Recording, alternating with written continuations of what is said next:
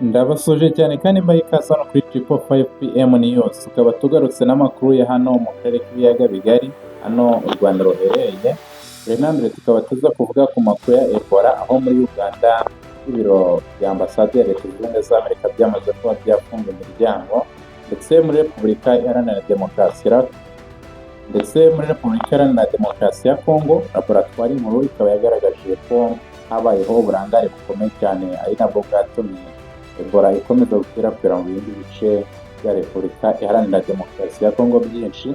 Nanone kandi tukiri no muri Repubulika Iharanira Demokarasi ya Kongo, hakaba hakomeje kuvugwa ibibazo by'umutekano muke ndetse n'imirwano y'imitwe yitwaje intwaro, aho abaturage bakomeje guhura n'ibibazo bikomeye cyane birimo ubwicanyi n'ishimutwa by'umwihariko bikozwe n'imitwe yitwaje intwaro irimo za FDLR mu duce tugiye dutandukanye. Bashishikarizwa rero gukanda subscribe, like, share ndetse na comment kugira ngo mutanze uruhare rwanyu mu kubaka uyu muyoboro ndetse n'inkuru zacu zagiye zihita zibageraho mu wa mbere. Bidatinze rero, reka duhere ko aya makuru ajyanye na Ebola. Aha rero amakuru akaba avuga ko ambasade mbere na mbere ya Leta Zunze Ubumwe za Amerika hano mu gihugu cya Uganda i Kampala yamaze kuba yafunga serivisi zayo by'agateganyo. Izi akaba ari serivisi yatangaga zijyanye by'umwihariko na viza, aho kuva kuri uyu wa mbere bitewe n'icyorezo cya Ebola cyagaragaye muri Uganda, iyi ambasade yamaze kuba yafunga imiryango. Kugeza ubu rero i Kampala hamaze kugaragara abarwayi babiri ba Ebola, umwe akaba yaramaze no kuba yakwitaba Imana. Umva ko ari ikibazo gikomeye cyane, ndetse Leta Zunze Ubumwe za Amerika zitapfa kuyangarira cyangwa se zitabura kwitaho cyane, urumva ko bikomeye. None tudatinze, reka twigarukiye muri Repubulika Iharanira Demokarasi ya Kongo. Aha laboratwari nkuru ya Repubulika Iharanira Demokarasi ya Kongo by'umwihariko ijyanye n'iby'ubuzima ikaba yatangaje uburangare bwatumye Ebola ikwirakwira mu bice byinshi cyane bya Repubulika Iharanira Demokarasi ya Kongo, dore ko yamaze kugera mu bice bisa naho ari hafi ya byose, na hano i Goma mu bice bigenzurwa na ASM 23. Nk'uko mwakunze gukurikira amakuru twabagejejeho, ikaba yaramaze kuhagera, ari nabyo byatumye hafungwa imipaka imipaka ya Rubavu ndetse n'iya Rusizi yose bahuza mu Rwanda ikaba yamaze gufunga. Amakuru rero aravuga ko umuyobozi wa laboratwari nkuru ya Repubulika Iharanira Demokarasi ya Kongo, iyi laboratwari yitwa INRB, uyu ni Professeur Jean Jacques Muyembe, yagaragaje ko habayeho uburangare bukomeye cyane bwatumye Ebola ikwirakwira mu mujyi wa Bunia mu ntara ya Ituri. Aha ari mu kiganiro n'itangazamakuru cyabaye tariki ya 17 Gicurasi umwaka w'2020, ubwo hari ejo, uyu Professor Muyembe akaba yagaragaje ko tariki ya 24 Mata, ubwo ni ukwezi kwa kane, ari bwo umuntu wa mbere yishwe n'indwara ya Ebola, akaba yarahawe izina rya bundi buryo cyangwa se ubundi buryo, sinzi uburyo babisoma. Kwa rero yari umuforomo wakoreraga mu gace ka Bunia, ubwo yari n'umuganga. Byumvikane ko iyi ndwara ikomeye cyane. Uyu muyobozi yagize ati, nitwishimye kubera ko mu isuzuma hagaragayemo intege nke cyane. Uburyo dusuzumamo ntacyo bwamaze. Kurikiranya icyorezo si inshingano ya Minisiteri y'Ubuzima gusa, ahubwo ni inshingano za bose. Muri iki gihe hari abadepite n'abasenateri bagiye kuharuhukira, kandi bari bazi ko iki kibazo gihari, bari bazi ko abantu bari gupfa, ariko bo ntacyo bigeze babivugaho. Uyu Professor Muyembe yavuze ko ubwo laboratwari yo muri Bunia yafataga ibipimo yabonye Ebola, ariko yo ikaba yari iyo mu bwoko bwa Zaire. Nyuma y'ibyumweru 6, ibipimo 13 bijyanwa muri laboratwari nkuru i Kinshasa, yemezwa ko abantu 8 banduye Ebola ya bundi buryo. Ubwo urumva hari ubwoko bwa Ebola bwa Zaire ndetse na bundi buryo buri kugaragara no muri Repubulika Iharanira Demokarasi ya Kongo. Yagize ati, habayeho gukererwa mu gusuzuma no gutangaza iki cyorezo, sinakereza ko ibi bikwiye gukomeza.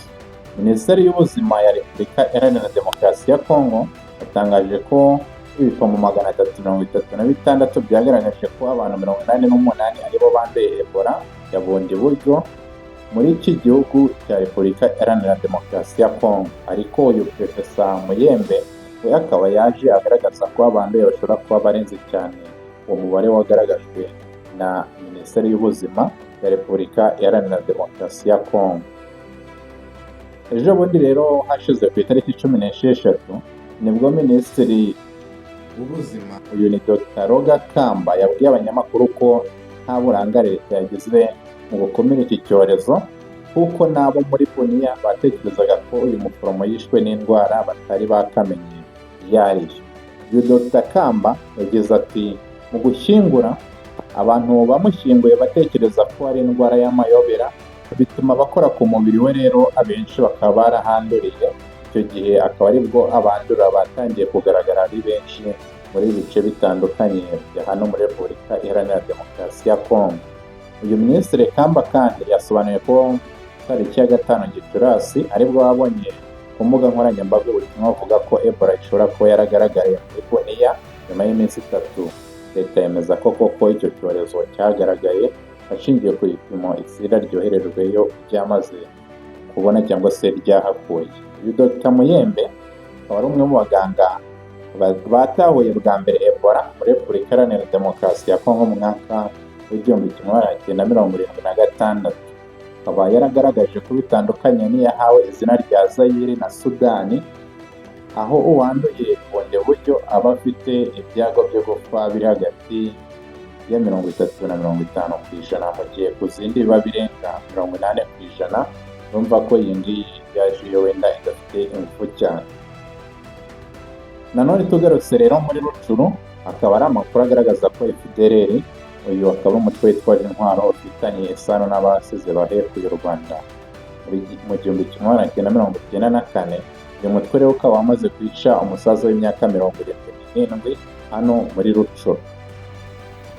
Umutwe w'iterabwoba rero wa FDLR wishe uyu musivili muri santere ya Bambo muri teritwari ya Rucuru, intara ya Kivu y'Amajyaruguru, mu burasirazuba bwa Repubulika Iharanira Demokarasi ya Kongo, ndetse ushimuta n'abandi babiri. Nk'uko rero byatangajwe n'umuvugizi wa AFC M23 Lawrence Kanyuka, yatangaje ko FDLR yacengiye mu gace ka Kabuye na Kabanda ahagana saa 7 z'igicuku cyo kuri uyu wa 18 Gicurasi, ubwo ni mu ijoro ryakeye. Nanone Kanyuka akaba yasobanuye ko muri Kabanda ariho FDLR yiciye uwo musaza w'imyaka 77 witwa Nzirorera Sekuye. Noneho iragenda igeze muri Kabuye abariho ishimuta witwa Munenge Samuel ndetse na Karuhije Innocent. Murumva rero ko ari ibibazo bikomeye cyane by'umwihariko bimaze kugaragara hano muri Repubulika Iharanira Demokarasi ya Kongo, aho ibibazo by'ibyorezo birimo Ebola bikomeje guca ibintu, ariko nanone hakaba hari n'ibibazo bijyanye n'imitwe y'iterabwoba cyangwa se imitwe yitwaje intwaro nayo ikomeje kuyogoza abaturage batuye by'umwihariko hano mu gice cy'uburasirazuba bwa Repubulika Iharanira Demokarasi ya Kongo, cyane ko hariho amakuru akunze kwibana by'umwihariko kuri iyi mitwe yitwaje intwaro ya za FDLR, Wazalendo ndetse n'abandi benshi cyane bari ku ruhande rwa leta ya Repubulika Iharanira Demokarasi ya Kongo, aho baba babikora kugira ngo bateshe umutwe cyangwa se bakomeze guca intege ku ruhande rwa AFC M23, bagaragaza ko mbega rudafite imbaraga cyangwa se ububasha bwo kugira ngo rube rwacungira umutekano abaturage batuye mu bice byose bamaze kuba rwabohora. Urumva rero ko ari ihangane rikomeye cyane. Nanone kandi hakaba hari n'andi makuru tuza kugarukaho mu kanya, amakuru agaragaza ibipimo byagaragajwe na sosiyete zigenga, aho bagaragaje ko nyine mu gihugu cy'u Burundi hari ibibazo bikomeye cyane, ndetse bakaba banagaragaje ko uyu Perezida Evariste Ndayishimiye ngo adashoboye, akwiye kuba yava ku buyobozi mbese agahanira abandi.